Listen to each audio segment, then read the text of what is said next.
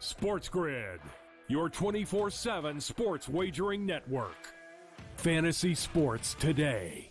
Can be a guy that's really useful in your fantasy rotation? I think the answer is yes. Game time decisions. I'm going to lose the bet because he's injured again.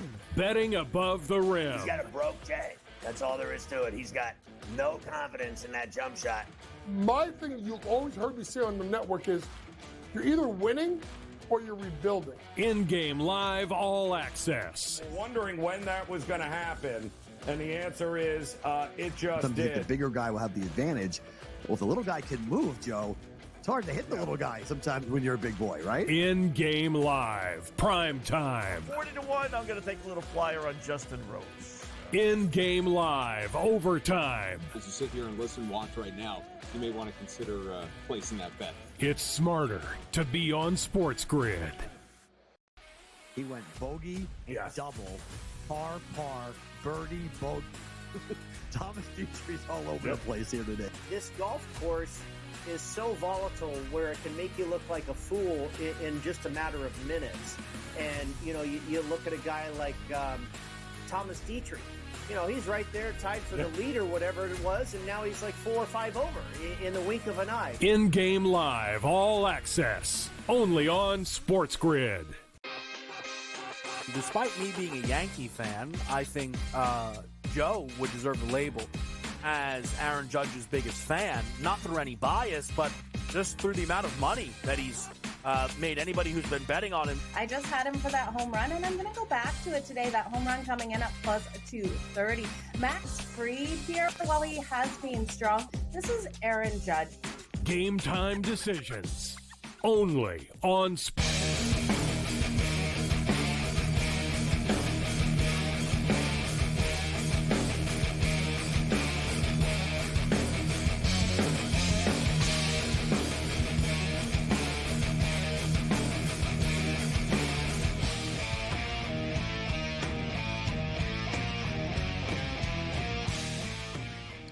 Let's roll. This is Sports Rage. I am Gable Morency, the pips, the players, the hustlers, the people, the bustlers, and everybody else in between. The Twisted Tuesday has begun, and we're jam-packed tonight. We're locked and loaded all night long. We've got a lot of stuff to get to. We've got Copa. We've got the Euros, CFL, Major League Baseball. Of course, the Stanley Cup was won last night. The NBA draft is rapidly approaching. An NBA draft that nobody knows about any of the players for the most part. And an NBA draft that people really don't even know that it is tomorrow. But we've got some deals going down in the association.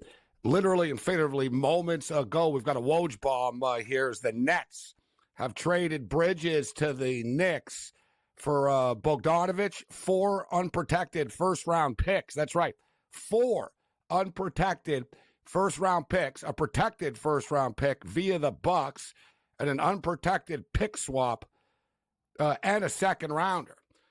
That's a lot of picks. That's a lot of verbiage and a lot of legalese right there. But clearly, the New York Knicks are in a win now mode, and they get a player that scores basically 20 points a game. You have to wonder about the future of the Knicks roster.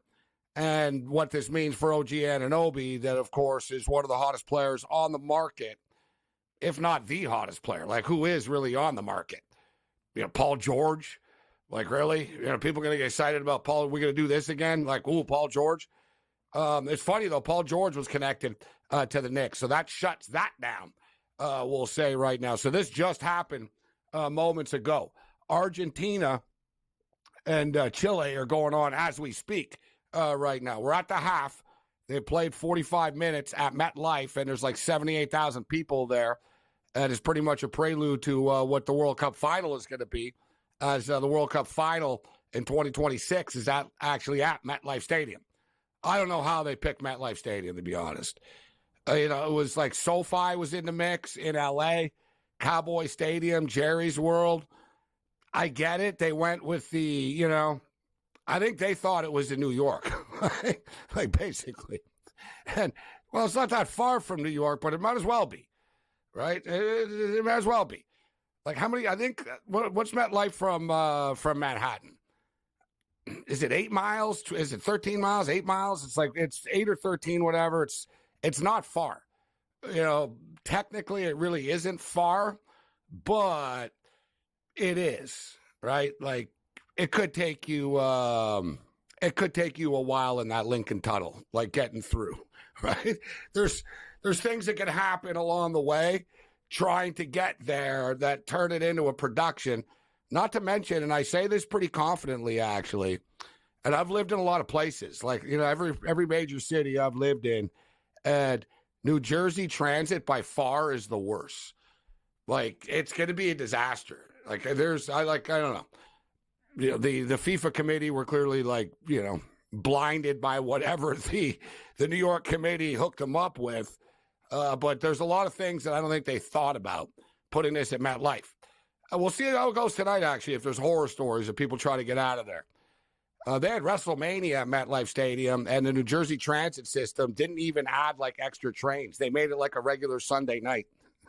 There's like 80,000 people stuck in a parking lot. It was like an epic sort of meltdown. The state troopers were yelling, flipping out, yelling, like they could be seen on their walkie-talkies, yelling at the New Jersey Transit. What are you guys, a bunch of morons? We're gonna have a riot here. You left 40,000 people in a parking lot. So we got a lot of people in a parking lot at MetLife tonight. Scoreless though, no goals. Chile are giving them all that they can handle.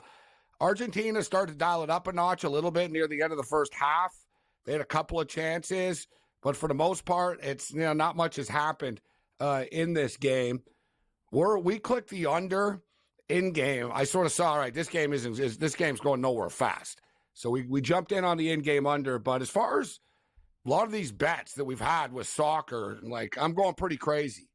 I've had 12 bets on a game, 10 bets, these Euro games, some of these Copa games we're getting pretty into from a betting perspective, ton of in-game bets. But looking here, I have it under 2.5.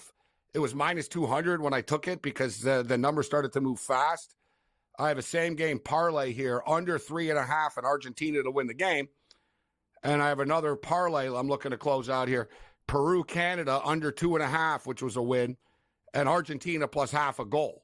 So in case it was a draw, I wasn't convinced that Argentina were going to roll these guys tonight. So we're looking to close that out. Oh, Canada, indeed. Canada finally wins a big soccer match. And it's been 24 years since they beat a team from South America. Big time win against Peru. Very physical match. Peru got away with a headbutt that should have been a red card earlier in the match.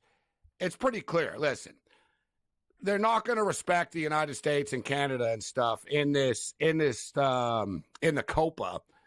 They're thinking you guys shouldn't even be in this tournament, right? And I can't help but think as well, Canada kept getting screwed over and over and over today. What are you going to do? You don't even speak Spanish. A bunch of dudes on Canada basically admitted, we don't even speak Spanish. So the referees are Spanish. You're playing against, South American countries.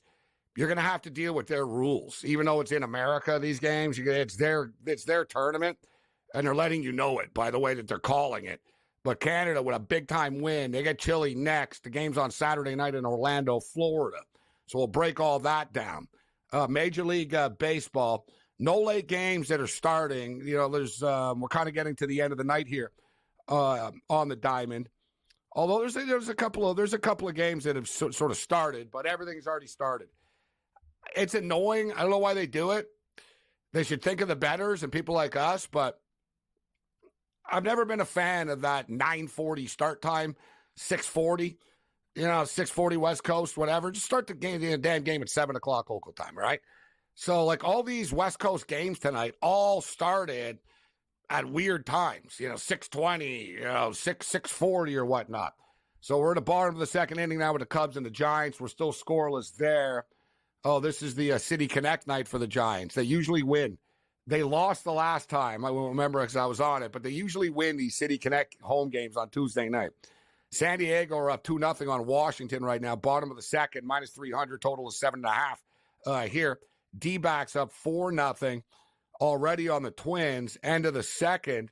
In-game total's 9.5. Just gut feels a little light there, considering we've already got 4 runs in that game. The Athletics and the Angels, in-game total 6.5, top of third. We're still scoreless right now. Athletics are favored, minus 130 because they got a couple of runners on first and second. We've got the Dodgers are up 4-3 right now. This game is taking forever. We're in the bottom of the sixth inning there. And we got the Yankees in action. There's been a ton of runs in the Yankee game. 9-7 for the Mets. Bottom of the eighth inning right now. And the Yankees are like plus 500. For the record, the Dodgers are minus 280 right now. And we're in the bottom of the sixth. They're up by a run.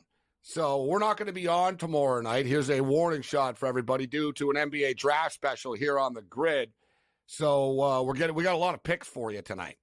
And our boy Babano steps up and normally joins us on Wednesdays. So Babano's going to join us. We're going to get to the CFL. We got Andrew McKinnis in the house, the Raging Redhead Cam Stewart, our boy Rick Saratella, Griffin Murphy. As I stated, we're jam-packed tonight. So we'll run the gauntlet, and we're going to hit everything that's going on in the sports betting world. The NBA draft coming up. And although, whatever, the NBA draft is full of a bunch of dudes that you've never heard of, you've never seen play before, there are a couple of spots that I'm seeing as far as draft prop bets are concerned. So we'll drop a couple of draft bets tonight. JJ Redick off and running in LA, and there's already controversy, and we'll get you caught to date with that. A lot of stuff to break down on a Twisted Tuesday. This is Sports Rage. Bring it.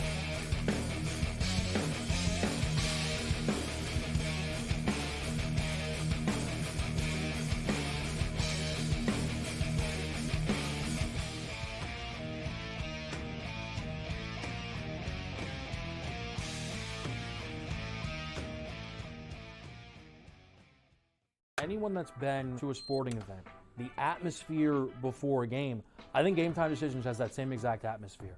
This is our arena. This is what we do. There is going to be an energy to Game Time Decisions that you will feel night in and night out. The excitement you get when you lock your bets in, when you're figuring out what you want to do, we can zone in on the biggest games each night. I want this to be the place that people come to before the games start so they feel as ready as possible to lock in their cards. We are going to hit every single one of those markets that you need to know about. We're going to go through every single thing, and I've got a great team behind me that's going to help me get the job done. There is not going to be a better place, I promise you, than Game Time Decisions to get that new information, react to it, and be able to then bet accordingly. We will have everything at our disposal, and we will use that to our advantage. I'm Kevin Walsh. Tune into Game Time Decisions from 6 to 8 p.m. Eastern on SportsGrid. 11 and 12. I know you're going to get Mafia excited here. Hot and bothered.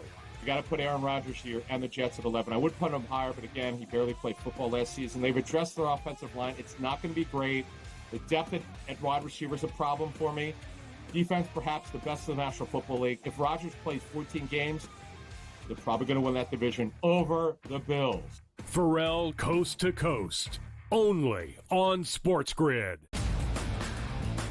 Rory Mack, it is going to be remembered. It will be a lasting image from the 2024 United States Open, just like Bryson DeChambeau's 55-yard bunker shot. We love big-time winners. Like, you win a championship, we want to hear from you. You get the stage. Sometimes it's emotional. It's a great watch. We know we also love the losers who said, you know what, I just can't believe I folded down the stretch. Let me face the music here. You sort of get a new light there. The Early Line, only on SportsGrid.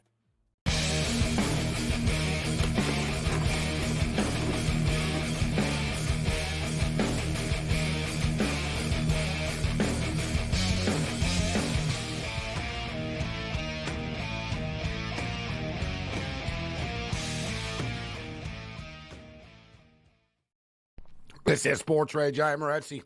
The second half has begun at MetLife Stadium, and that's a handball. That's that should have been a handball right now. You know, I tell you, it's very fascinating to watch the differences between the Euros and the Copa, and the Euro is very sort of like official, like it's very NFL like. They're like, don't worry, we're going to check it out. Everything is like under review all the time. It's like overkill. And they're like, oh, look, your left cleat like spike was a little bit offside here. Your hair was blowing offside. People wanted perfection in VAR. That's why be careful for all you baseball robot nerds out there. Suddenly you're going to be like, oh, like you're not going to like it when it's like a computer box that tells you it's a strike or not. But I noticed in the Copa, they basically, it's very South American style. They're like, screw you. The ref will just be like, no, I'm not looking at it. I don't care. And they go on. And it's very, there's a different like attitude about it. Anyone who watched a Canada game today saw, they freaking headbutted Buddy on Canada. And they wouldn't even review it after. It's like, dude, you think he headbutted himself? Right? They wouldn't review it. They knew they screwed up at the half, clearly, because then right away they were like, oh, yeah, you're gone, as soon as there was an aggressive foul after. But the Copa style is different than the Euro, and it's tricky because we're betting soccer all day, but soccer isn't soccer. Different leagues are different. Different cultures play soccer differently. And you've got to know this when you're handicapping these games. And a good example is I think a lot of people think, oh, Copa, it's high scoring and flash and stuff. No, it's been a hell of a lot of unders. It's hard to score. You know, I think one of the reasons why you get away with murder in this stuff, you can tackle people and trip them and like headbutt them and they don't care, right? In Europe, it's like, hey, that's a guy, you know what I mean? They'll call it. But let's bring in Andrew McKinnis right now. We got Cam Stewart in the house. McKinnis, good to see you, Cam. Good to see you. How you doing, Andrew, tonight? Good to see you guys. What a win for Canada tonight. And like you said, if that wasn't a red card the first time, it sure better have been the second time. And the fact that it had to be a review is kind of a pain to even see how long that review took. But Gabe, really good point by you about how different the types of football that they play. I had a few friends that actually played professionally that said that to me as well. Pretty much talking about the fact that it's more open, the speed different. I mean, I've noticed that you can't bet over on corners as much in the Copa. It's more technical, it seems like, in Euro, and it seems like it's more of a free-for-all out there in the Copa. So it's a real good point by you. And when you got someone going from betting one game in one league, in one tournament, to the next one about 2 hours later, it's a whole different brand of football. It's a good point as far as corners. I'm a big corner prop guy, and a great call. These Copa games, I'll look how many corners are going on in this game. There's no corners. The European teams are bigger. You got big dudes and stuff. They're big, they're tall, they're thick. They love those crosses into the box and the corner kicks and the headers, you'll notice, right? These guys are smaller. The South American guys aren't as tall. They're more flash at midfield. They're sort of passing it around. They like to kill the clock off. They're also big on their drama as well, right? So, like, you'll notice, like, every time today the ball would be a dead ball, the guy on, like, guys on Peru would sort of, like, roll the ball away from the guy on Canada. It's like, so the guy in Canada would have to sort of go, like, six yards to go get it, bring it back. It would, like, kill, like, 10 seconds, 15 seconds. You know, they're very, like, they're like a street team or something. It's fun to watch, like, the different cultures. And you guys saw in the first half, Canada was getting run over by them. Like, these Peruvian dudes were, like, just playing, like, prison-style soccer. In the second half, Canada started fighting back a little bit, and, you know, it started to equal out. But it's dramatic stuff. But let me ask you, McKinnis, the first time since we've seen you, Florida Panthers win the Stanley Cup last night. Your thoughts on the Panthers' victory in Game 7? I mean, my thoughts overall, the first thing that comes to my mind when you ask me that, Gabe, and you throw it to me, is the fact that sometimes it takes a team losing once to have to come back and win. I mean, you see it happen to everybody, at least maybe not go to the conference or go to the Stanley Cup, but sometimes go to the conference finals, get knocked out in the second round, third round. You have to kind of go through it. And it seems like right now for the Oilers, they won a first round, they won a second round, they won a conference final, and here they are losing in the Stanley Cup. So some teams just have to go through it completely. I looked at that game yesterday, and I know it might sound dramatic to say this, but I really thought whoever scored the first goal would win that game. And Florida won in a perfect Florida fashion, 2-1. You know, if you would have told me, hey, Andrew, tomorrow or yesterday's game finished 2-1, I would have told you, I'm going to bet everything I have, sell my car, sell my house. The Florida Panthers won that game, because that's the style that they're going to play. If you told me the game finished 5-2, I would have said, congratulations to the Edmonton Oilers. So they played a perfect game. They protected their lead when they had it. Great defensive hockey. And you know what, guys? when you bury yourself in a 3-0 hole like that, it's hard to win 4 straight games in the regular season, let alone the Stanley Cup Finals. So congratulations to the Panthers. But I'll tell you what, I got to get one last jab in here. I saw players walking around with the Stanley Cup. You can walk around in a small town in Canada with the Stanley Cup without getting absolutely run over by fans. But I guess in Florida, you can walk around and nobody even cares who you are.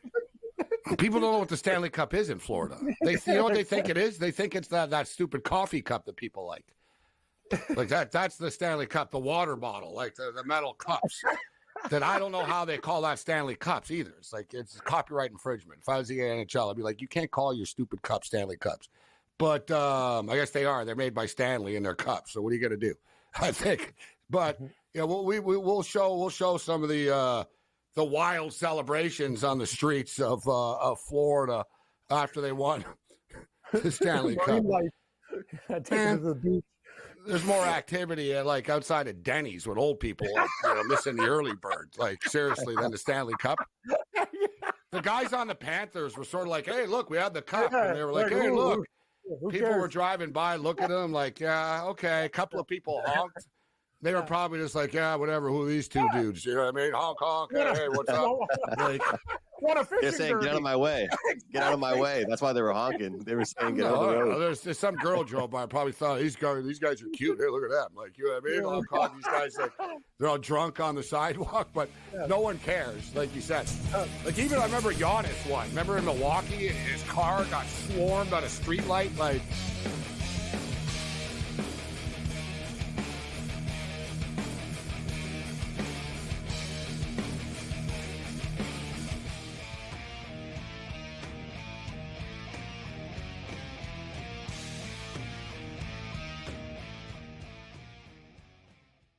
Anyone that's been to a sporting event, the atmosphere before a game, I think Game Time Decisions has that same exact atmosphere. This is our arena.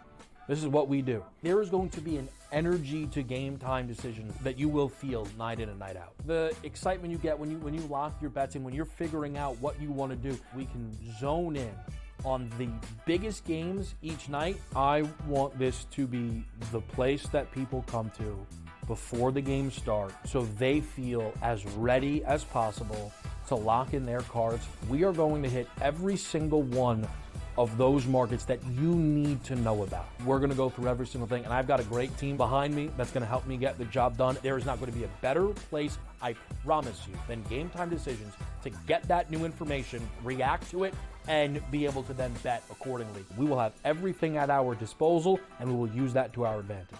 I'm Kevin Walsh. Tune into Game Time Decisions from 6 to 8 p.m. Eastern on SportsGrid.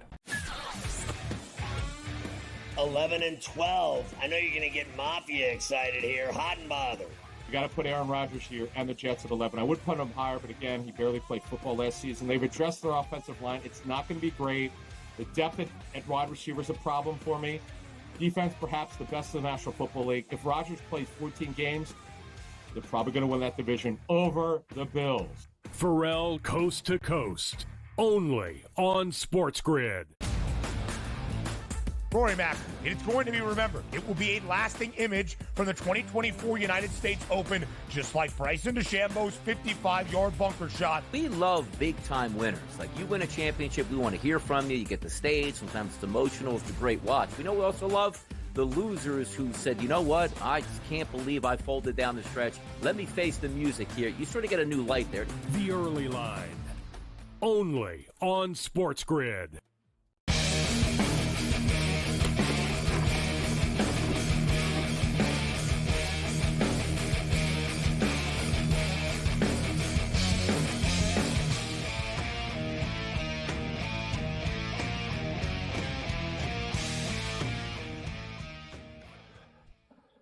This is Sports Rage. I am Morency, the pips, the players, the hustlers, the people that bust them, and everybody else in between. Quick check as far as the baseball card is concerned. It's still scoreless right now at MetLife Stadium in New Jersey. We're into the 60th minute. Argentina are starting to press a bit. And, oh, my God, as I said that, they just ripped one off the crossbar. Like, they're starting to get mad now, Argentina. You can tell the frustration is kicking in, and they're starting to press a lot more. But it's still scoreless right now with 30 minutes left. And speaking of pressing and not scoring, England continues to disappoint, although they won their group. So it's like a unique situation where they won their group, but they didn't look very good. But so what? You won your group. Your group sucked. So good for you. You won the group only because the group sucked so much. But nevertheless, as far as baseball is concerned right now, the Dodgers are still up 4-3 in the bottom of the 7th. The Astros are up 5-1 on the Rockies right now, bottom of the 8th. It's bottom of the 9th right now. That's it. I guess this is the game. Oh no, we're going to the bottom of the 9th here with the Marlins and the Royals. It's 2-1 there. As far as there's one out actually in the 9th. You could get the Royals at plus 850 right now, down 1 run, but they only have 2 outs left. That's a little like blackjack roulette type baseball betting right there. You're betting on 2 at bats. The Athletics are up 2-0 on the Angels, bottom of the 3rd. So this game is still going on. Total 7.5 right now in game.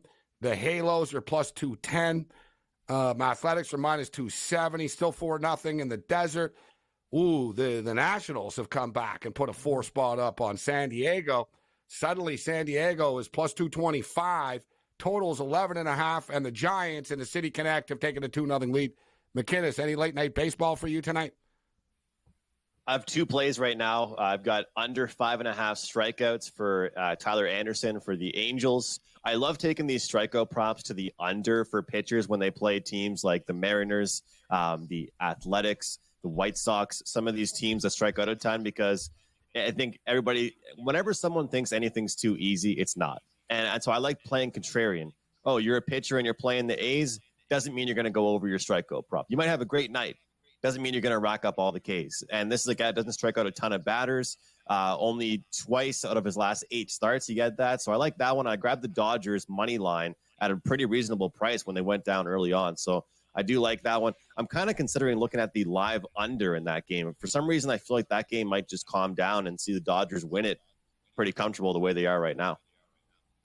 Well, we're running out of real estate. There's only end of 7 right now. So we're going to the top of the 8th inning. In-game total is currently 9.5. Under minus 160 in the Dodger game. Dodgers up 4-3, minus 450 on the money line, plus 320. Any baseball for you, Cam? No, I didn't bet any. I took the Jays over tonight, which actually finally hit because they got runs, and the pitching, it's still not great, but they actually hit tonight. Guerrero, since he got rid of the dreads, they actually win, Gabe. And I know we ripped that team last night, but the offense is showing up the last couple nights. If they could shore up the pitching, I might take a shot with Kansas City here in the 9th. I'm getting plus 340. I feel like rolling the dice, Morency, because that's the type of guy I am. Just roll those, like spin the wheel, baby. I like that, Let's Cam. go. I like that. Go Royals. 64th minute right now. Chile and Argentina still scoreless. So the in-game total right now, where are we at here? We at 0.5. So now they're down to, will there be a goal? Plus 130 is the under. Will there be a goal? Yes, is minus 163. Under 1.5 is minus 400. You got to believe, man, that Argentina is going to break through here eventually and find the back of the net. But you know, we saw this with Peru today. They're not easy to break down, these teams, man. And Chile and Peru just played a scoreless draw in their opener in the Copa. But we'll get back to the soccer after, because I want to get to the Stanley Cup. The celebration continues, as McKinnis brought up earlier. Let's go to the best of X here. So here's the wild celebration today on the streets of Fort Lauderdale after the big Game 7 win last night.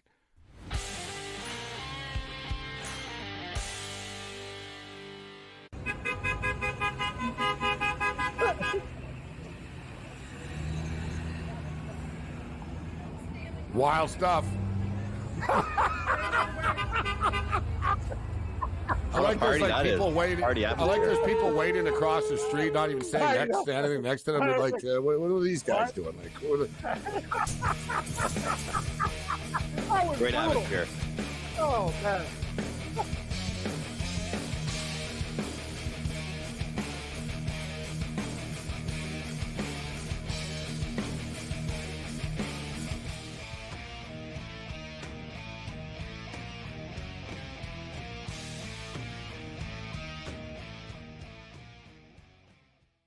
anyone that's been to a sporting event, the atmosphere before a game, I think Game Time Decisions has that same exact atmosphere. This is our arena.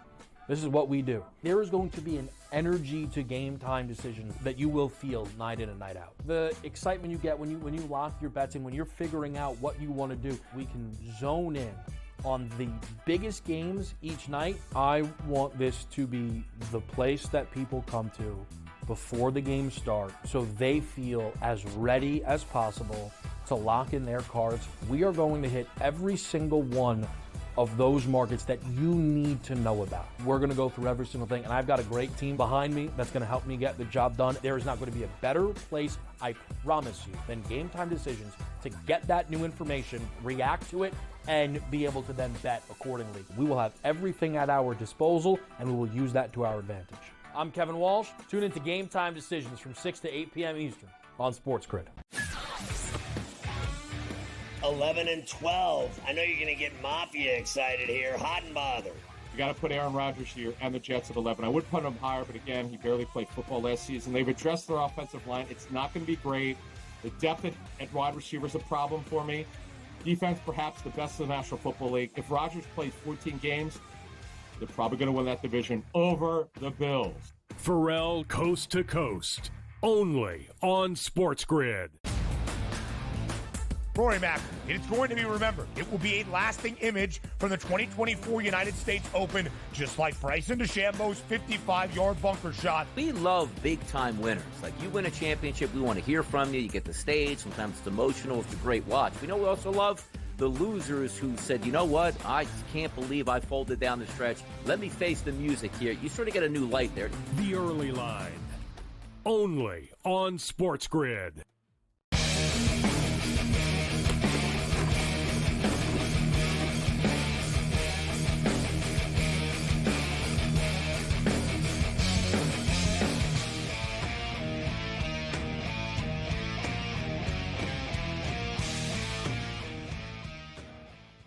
This is Sports Rage. I am Morency. Still scoreless here. We're in the 68th minute. I want to get into some CFL, and we will. We promise we'll go over all the games. But as far as the NHL is concerned, as I stated, you got a little bit of a trend here in the NHL. It's a real problem. 4 of the last 5 champions in the NHL are from tax-free states. All right? And the other team, the 5th team that didn't win, is the Dallas Stars, who is a tax-free state. There's a pattern here, and you could say, okay, what about the other leagues? Whatever. The NFL is more equal to the NHL. Every team is more equalized in a way with the way their system works.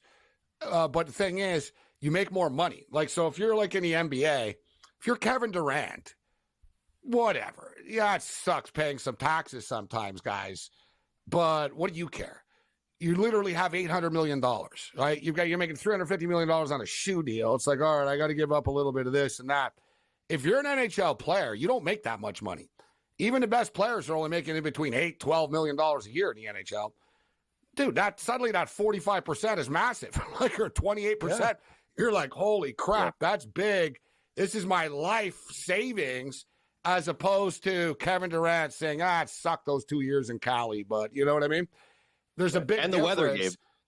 Yeah, then you get into the weather, but you get into the training facilities too, and just sort of the, like Vegas. They're an expansion team, but everybody wants to play for them, right? If you want to party and you're in Vegas, you want to play for Vegas, it's a great party town. Even if you're a chill dude, you want to play in Vegas, you have great weather, you can play golf all the time, nobody bothers you, nobody knows who the hell you are. There's no real pressure from the media. There's pressure from the organization, but not from the media. You know what I mean? You got rock stars and celebrities hanging around. And, like, remember when they went to the Cup, they were all driving Vince Neil from Motley Crue's cars he hooked them up with. And, like, what do you get if you play for the Toronto Maple Leafs? Bad weather, you're Mitch Marner, you get carjacked at the Mississauga Mall when you go to a movie. Like, you know what I mean? Literally, you got carjacked the day after the playoffs. Like, what's the perks? Like, you see the Florida Panthers training facility, it's like a golf and country club. There's basketball courts, pools, tennis courts, pickleball, scale hockey rink. These guys are lounging around playing golf all day. What do you get if you play for the Detroit Red Wings? Like, seriously. Or the New do you Jersey hear about the Devils, you Winnipeg get Jets? snowballs thrown at you, like and you get robbed in the parking lot, and you play for the Devils. Hey, it's fun here in Hoboken, but watch out leaving the arena, guys. Hey, you might get robbed in the parking lot. Keep your head up. It's like it's not fun. Like, you know what I mean? Well, the Winnipeg Jets prospect. You guys hear about him? The Winnipeg Jets prospect, team captain of the U.S. National Development Program, Rutger McRoarty, has not played one single game for the Winnipeg Jets yet, and he's threatening to not sign his entry-level contract. Part of the reason was he was mad that they didn't let him play after he finished college last year, and they didn't want to let him slot into the team. But you're talking about location and tax-free. Well, Winnipeg is one of those places. Hey, Paul Maurice left the team, okay? Players, coaches, people do not want to go to Winnipeg. And you got a prospect that got drafted. They're lucky they're as good as they are. Yeah. I don't know. In my opinion, I think that you should have to play out your entry-level contract, and then you can be a prima donna. You have to play your entry-level, in my opinion. Look at Kachuk. He was in Calgary. They didn't suck. They didn't make the playoffs. He's like, I got to go. Like, you know what I mean? It's cold as hell here. You all bitch all the time when we lose. You hate me all the time. I'm going to go to Florida. Look, they love him, right? Even before he won, they loved him. It's just different, right? It's just on that team. A million of them. They all went to the Florida Panthers. Like, they have tons of guys that played for Calgary, not just a couple. Like, it's crazy. If you'll notice, though, Vancouver is one place, though, that they do like. Players, like, they're not happy with some of the Twitter stuff, but I think one of the reasons is Vancouver has the nicest weather in Canada. So there's not a bad, like, not as much of a negative you know what I mean, sort of negativity around them. But let's just do a quick check for next year, because you said, McKinsey, you got to learn how to lose and all that. The Oilers are actually the favorites to win a cup next year. So they open up as the early favorites. They are 7-1 right now. They were actually, last night, there's been some line movement, actually. They were 9-1 last night. So you got the Oilers, the Stars, the Hurricanes, the Panthers, the Avalanche, the Devils. Devils got a goalie. Rangers, Maple Leafs, Canucks, Vegas Golden Knights. Who's your early front runner now, McInnes, to win the Stanley Cup next year? Gabe, I've been saying this for quite some time now, and I kind of think this is the last shot. I've actually heard rumors of Jake Gensel and a few other guys going to this team, so I'm going to throw this team out one last time at 22-1. Los Angeles Kings. Los Angeles Kings. God, they're not getting any younger. They're not getting any younger. I mean, at this old, man. Exactly. I got to give him younger. But let him give his picks. You're right. I love McKinney. Look. I just think, look around at the teams. You're talking about Reinhart and Kachuk, and I understand, but look at a lot of these teams. It's not young teams that are winning it, guys. The Stanley Cup is not being lifted over these teams where guys are in their mid to early 20s. A lot of the great vets point. are the Look teams at the Panthers, that are winning Reinhart, Bennett, all these guys, Montour, guys been around the league forever. You're right. Ekblad. Ekblad went through hell and back with the Florida Panthers, guys. He was drafted there. They had some losing years. He went through it all. I was shocked that he didn't get the cup second or third. I think he was like fourth, fifth, or sixth as far as that's concerned. So you look at the Los Angeles Kings, the way they play, they have so many vets. They're going to be very active and aggressive in free agency. And I will tell people that are watching, if you do want to put a future out, I think you have to do it before July 1st. It's a real good time to do it. And I know it's NHL, and I know we always talk about how the NHL doesn't really get much movement in the market, but there is one day in the calendar year in the NHL that you do see movement with the futures, and it's July 1st. So if you want to bet on a team you think might make some moves on free agency day, then you got to get it in before July 1st. I like the LA Kings, and one team I will throw out as well. You're going to call me a homer here, Gabe, with this one. The Avalanche at 12-1. Oh, I knew the Avs were going to have to be on your list. I'm surprised you didn't start with them. But no, I'll give you credit. I'll give you credit. You think outside the box, and the Kings is to go with one of the top teams here, Cam. Like I said, oh my God, what a save by the Argentinian goalie. Chile generally just scored. So as far as the Kings, I get it. You know what I mean? They're talented. They're this. I know what you mean about the age. I just don't know. They don't have the firepower. And even if they got Gensel, I don't think it's enough for them. But they're good. Cam, who's your what would be your pick right now for the Stanley Cup next year? I like where McInnes is going. I agree with him with Colorado. I think they're a team that also, when they're watching these other teams, they understand they were almost there, and they had a lot of injuries and problems to deal with this year.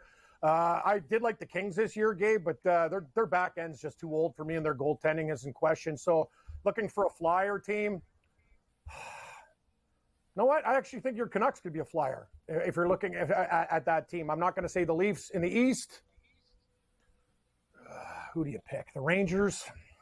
They're getting old. God, Yeah. I don't know, man. I got to be honest with you. I like the Avalanche the best out of them all. Cam, what team do you guys think drops off the most? Which team out of the top 5 or 6? Let me just say, Boston. I will be the homer and say the Vancouver Canucks. I'd like a little bit more than 15, 16 to 1, depending on the book right now.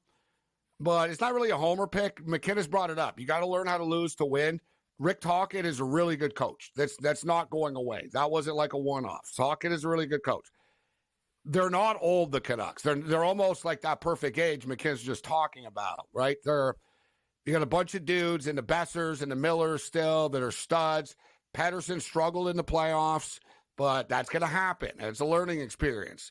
They went 7 games, guys, with a team that just went 7 games in the Stanley Cup. They didn't have Brock Besser in Game 7. They didn't have Thatcher Demko throughout the playoffs. They had a rookie kid goalie between the pipes. They had a lot of injuries throughout the playoffs.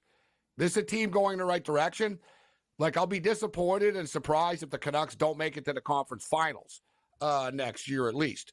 But the Western Conference is a gauntlet. And even though I don't like falling for this team, and everyone did last year and I didn't, I think the New Jersey Devils in the East really will be better this year. I think last year was a little bit of an anomaly. They had a ton of injuries, specifically Hughes, shore up the goaltending. Devils will be better. New coach.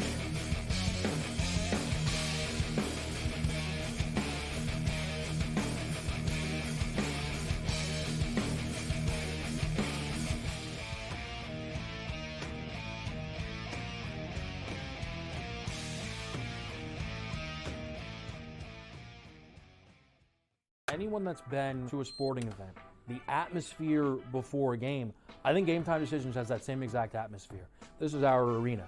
This is what we do. There is going to be an energy to Game Time Decisions that you will feel night in and night out. The excitement you get when you lock your bets in, when you're figuring out what you want to do, we can zone in on the biggest games each night. I want this to be the place that people come to before the games start so they feel as ready as possible to lock in their cards. We are going to hit every single one of those markets that you need to know about. We're going to go through every single thing, and I've got a great team behind me that's going to help me get the job done. There is not going to be a better place, I promise you, than Game Time Decisions to get that new information, react to it, and be able to then bet accordingly. We will have everything at our disposal, and we will use that to our advantage.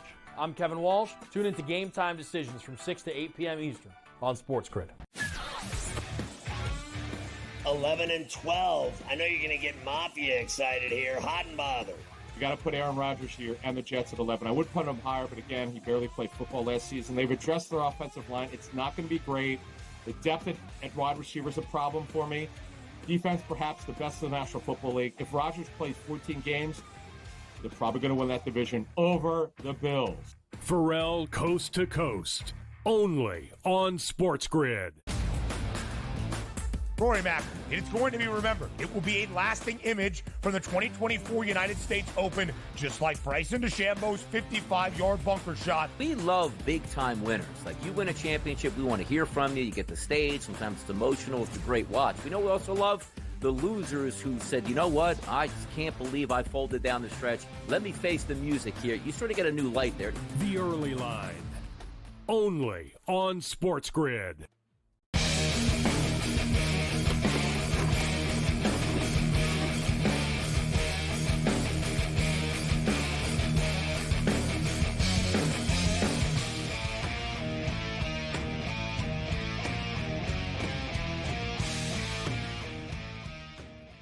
Yeah, we showed the video of the wild celebration of the Panthers on the street, but all kidding aside, you know, that's what I talked about. You know, that's the thing, the best thing about winning a championship. You're able to get wasted in public and be stupid and nobody can say anything to you. Like, although J.J. Redick hasn't even won yet, and he's already being stupid in public with his press conferences, but that's another story. So there's a dude on the, who was it here? It was a guy on, I want to get the name. Does it matter? Whatever. Give me, let's go back to the best of X here. There's a guy on the Panthers last night. this is the way to drink out of the Stanley Cup. I got to tell you, this is the definition of like doing a shot. All right, so he's got the goggles on. You know, I mean, that's living it up. You win the cup. I forget who it is, but it was a dude. They said he's been on the team for a few years. It was big, like, hey, it's cool, like his moment here. So he's going off. I don't know if you guys can blow the picture up. Go back to the original shot, though. I don't know because it doesn't work fully. There's a guy here holding the mic behind him, and everybody commented because he stands out. He's got long hair. It looks like an old metalhead standing there. And everyone had a different reaction about this guy is like mad that they're wasting so much beer. What I noticed and some other people noticed is I didn't know Dave Grohl was side gigging as a boom mic operator for ESPN in the room. This is Dave Grohl. That's what Dave Grohl's going to look like in like 15 years, man. That's Dave effing Grohl. I can't believe the dead ringer, this guy. I agree. He looks like Robert Plant and Dave Grohl fused into each other. It's unbelievable. Look at this guy. Absolutely wild. He's the boom mic guy standing behind him. He has this disgusted look. He has the same look. Like people are like, no, most of the time people would smile just so you're sort of caught up and you're like, wow, you're smiling. He just had this. He's just holding. He wasn't amused. No reaction. He's probably thinking, these stupid kids. I miss the old days when I was a roadie for Led Zeppelin. It was a lot better. Like, you know what I mean? He's like, what's going through this guy's mind? You're right, Gabe. It's Dave Grohl and Robert Plant. Like, it's just honestly, like, that's like, oh It's my Dave God. Grohl. Like this poor dude just wants to sip. That's one thing. Pete Blackburn. That's just too good. This guy. So shout out to Dave Grohl for the celebration. All right, so still scoreless in the soccer game. We're in the 83rd minute. Let's get into some other football. Thursday night football. You have the Edmonton Elks. Our boy Rick Saratella from the Elks will join us a little bit later on. It's tough with Rick being a buddy of mine and working for the team because it'd be a little harder on them, I think. But I'm kind of being, But like I said, good teams win, great teams cover. Yep. The Elks keep covering. They lost the first game of the year. It was a toss-up pick 'em. They lost it in the last, plays or whatever. And then they've been underdogs. They keep losing by 3 points all the time, this team. They were getting 6 earlier in the week, Andrew, and I thought it was insanely stupid low. I was like, why the hell are the BC Lions only 6-point favorites? I should note, I tweeted this out, Vernon Adams hasn't practiced this week. He's got an abdominal situation. Word was he's 50-50 to play only, yet the coach said, nah, that's not really true. He's playing. And then the number sort of bumped up to 7.5 here. I don't know if you're a big CFL numbers guy, McKinnis, but the fact of the matter is BC have absolutely murdered Edmonton over the years. Like, it's bad. Like, they've gotten people fired type of stuff. They run up the score on them all the time. And I know Edmonton have been covering. I almost get the feeling that this is the game that Edmonton, the wheels kind of fall off and they get smoked. But what are your thoughts on this game? Gabe, 31-14, 22-0, 27-0, 37-29, and 26-9. The last 5 meetings between these two teams. Pure dominance. Back-to-back. Aren't you leaving out like a 56-4 or something one? Like, go a little bit deeper. There was a few other ones that were like bad. 46-14, 59-15, 43-10, 21. I mean, I've got it. That's the one. What's the more story here? They're covering points. I told you, Cam. I was like, no, there's more than that. Go on. They've beaten them badly. Like, go on more. Find the other ones. Holy jeez. So nuts. We got 1, 2, 3. I mean, pretty much, I think it's like 10 straight times here. Cam. The funny thing is, Gabe, you said scroll a bit more, and there was literally a button that said show more games. And then right below it, we see that number there. You asked me if I'm a CFL numbers guy. And the thing is, for doing content and giving out plays purposes, it's so difficult because one thing you love and you hate about the CFL is how fast the numbers move here, guys. But I think that now that the dust has settled, this is the number it probably should be. And we don't want to talk about the past. We'll talk about the present here. And I like this number here. I'm willing to bet on it. And again, I think for a large part of the season, the Elks plus this range of 6, 7, 7.5 is going to be a very profitable wager. But I just love this scheduling spot here. I'm not a huge quotes guy. You guys aren't going to hear me come on and read out quotes very often, but I thought this one was pretty interesting. McLeod Bethel Thompson says, to me, it's astounding that a league with 9 teams can't figure out how to not play on a 5-day week. If this league cares anything about player safety, it shouldn't happen. Plenty of ways for us to avoid this and not play on a 5-day week. Yeah, so they played. This is what happened. Go back to the Elks UFL if you don't like it. Yeah, exactly. They started their season with 2 home games. How about winning a game, Cam? Guys crying about the schedule. I agree. Hey, against the Oilers, we had the over, but just settle down, buddy. Hey, no, but good point. I'm glad you brought it up, actually, McKinnis. Tough scheduling spot. You played Saturday night in a track meet on the East Coast against the Toronto Argonauts.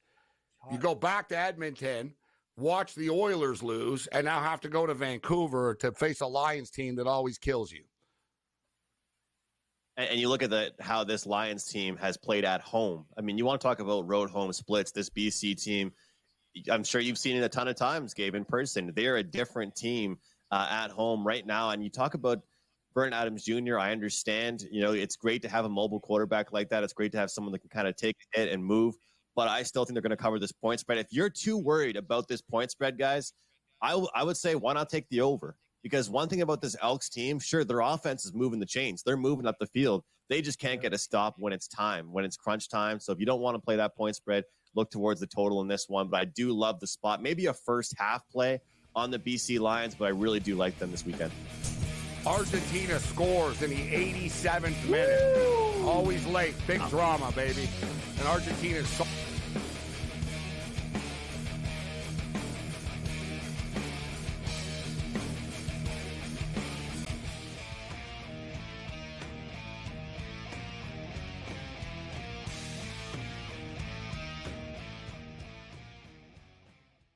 Anyone that's been to a sporting event, the atmosphere before a game, I think Game Time Decisions has that same exact atmosphere. This is our arena. This is what we do. There is going to be an energy to Game Time Decisions that you will feel night in and night out. The excitement you get when you lock your bets in, when you're figuring out what you want to do, we can zone in on the biggest games each night. I want this to be the place that people come to before the game starts so they feel as ready as possible to lock in their cards. We are going to hit every single one of those markets that you need to know about. We're going to go through every single thing, and I've got a great team behind me that's going to help me get the job done. There is not going to be a better place, I promise you, than Game Time Decisions to get that new information, react to it, and be able to then bet accordingly. We will have everything at our disposal, and we will use that to our advantage. I'm Kevin Walsh. Tune into Game Time Decisions from 6 to 8 p.m. Eastern on SportsGrid. 11 and 12. I know you're going to get Mafia excited here. Hot and bothered. You got to put Aaron Rodgers here and the Jets at 11. I would put him higher, but again, he barely played football last season. They've addressed their offensive line. It's not going to be great. The depth at wide receiver is a problem for me. Defense, perhaps the best in the National Football League. If Rodgers plays 14 games, they're probably going to win that division over the Bills. Pharrell Coast to Coast, only on SportsGrid.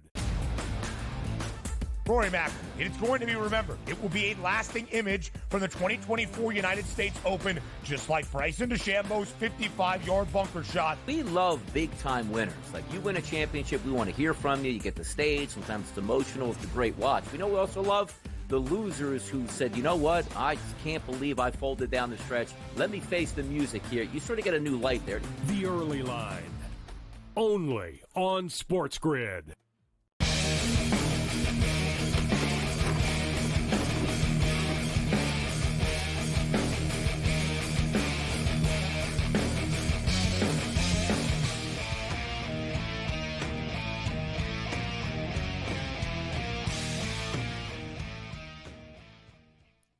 This is Sports Rage. I'm Morency. All right, let's keep this thing rolling with the CFL. Hamilton, this is the third Sunday in a row they're going to play the Hamilton Tiger Cats. They played the back-to-back rematch with the Rough Riders. This time it got ugly. Last week it was a wild one, 2 weeks ago, whatever. Last week Saskatchewan just absolutely murdered them. Great start to the season for the Riders. They're the ones with the bye week this week. Ticats are on the road. You got a couple interesting games here, McKinnis. Ticats on the road.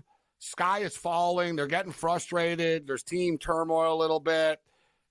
You know, they kind of, I don't think they want to admit that they're kind of screwed with Bo Levi Mitchell. They're paying him like, you know, $800K or whatever, and he's done. They're in a weird spot, this team. And then they're going into Ottawa. I don't know. Ottawa looked good in week 1. Then they got murdered by the Alouettes. So this is only their 3rd game of the year. The Bombers still looking for their first win. I don't think Calgary are as bad as people are going to make them out to be, and they've been kind of scrappy. They were good in week 1, Calgary, and I saw them against the BC Lions live, and they were pretty good too. Their defense was competitive. You know, their offense hits the wall. They're lacking a little bit of skill, but they're not terrible, this team. I'm not really in love with the Bombers at 3.5. And you got a great game on Friday night, guys. The Alouettes are laying 3 on the road against the Argos. Argos are 2-0 on the season. Yet I think the Alouettes are going to beat them personally. That the Alouette streak continues. What do you like in these other games, Andrew? Lots to like. I'll start with the Montreal game you just talked about there. I do lean towards the home team, but I think the best bet in that one is the under. The Argos. You're leaning with the Argos. Wow. Yeah, they're getting points there, +3. Look, Montreal is great. For someone that's a Montreal Canadian fan, you're a real Alouette hater. I don't understand you. Hey, you know what? I was a huge. I don't get it. Like, Calvillo was my guy. Starting to upset me a little bit. Calvillo was my guy growing up. As a kid, he was my guy. Cody Fajardo's the guy, all right? Yeah, Cody Fajardo's on fire, man. He's great. You know what? Cody Fajardo is like it's like Carey Price being the goaltender and you got a good player that's playing okay and you're saying this guy's the guy. When your defense gets you 4 turnovers a game, Cam Stewart could be a great quarterback. No. Fajardo's throwing for like 300 yards a game. He's throwing bombs. He's throwing bombs to His numbers are amazing. His numbers are amazing. Guys, if I had the defense he'd have, I'd throw bombs too. No, he must feel so relaxed in the pocket. We love you, but look at the numbers. You guys are like the guy's lighting it up, bro. He's not throwing picks. The defense is helping him. I know. But he's on fire. Be nice to Fajardo. I'm with you, Morency. I like the Owls over the Argos. The Argos barely they had problems with Edmonton. I think they might they might slap around Toronto, Montreal by a touchdown. What about the other games, McKinnis? Cameron Dukes barely drops a pass. I'm going to go under, though. Official pick, I'm going to go under in that game, guys, because I do love Montreal's defense, and I think Toronto loves the dink and dunk and running the ball, so I'll go under in that game. Winnipeg and Calgary, I'm going to take the road favorite here, -3. To me, this is – people keep on overreacting. Oh, they're not going to go 0-2. They're not going to go 0-3. To me, this is about as big of a discount as you're going to get, because if these two teams played in week 1, I'll tell you what, guys, we wouldn't be getting -3 on the highway with the Winnipeg Blue Bombers. It'd probably be double that if they had a decent start to the season. I'm very low on this Stampeders team. I don't like their defense. I want to see what Jake Mayer looks like when he's down a touchdown, when he's actually facing some adversity, because when the BC Lions started to get momentum, I don't think that the Calgary Stampeders could compete with that. I would look towards the over in that one. It's for my lean in the total, but I do like the Bombers, one of my favorite plays this week, -3. And Hamilton, Ottawa, we saw that one -2.5. Somebody, we don't know who it is, likes Hamilton, because we're now seeing a pick at some spots for this game. And I'm going to side with the Red Blacks, because you guys are going to laugh at me saying this, but I think they played okay. I actually respect how they played against Montreal. I don't think it was as bad as it appears to have been. I think Drew Brown's actually serviceable. I'm not someone that's going to think that Drew Brown had a real rough second game. He beats Winnipeg. I understand Winnipeg's hadn't had a win yet, so how impressive is that? He looks confident. They've got weapons. If they can get a few stops, and hey, everyone's putting up points against Hamilton right now. Take a look at their points: 33, 36, and 32. Anybody's scoring points right now on Hamilton. So I think if Ottawa and Drew Brown get going, and they're not going to be happy, guys. Think about it. You're coming off an absolute beating against Montreal. You go back at home and you're a pick 'em price against the team giving up 30 points every week. I like Ottawa quite a bit. Is this favorites week, guys? Looks like a lot of favorites. I like the angle in that sense that a lot of people are going to look at Ottawa, McKinnis, and think, oh, they got lit up last week. They're not very good. They're a new team. They have a lot of new parts. They're coming together. And sometimes you need a beating, right? They beat the Winnipeg Blue Bombers. They thought they're a little bit better than they were. The Alouettes said, no, you guys aren't. Back to the drawing board. I think they're going to be ready to play this week.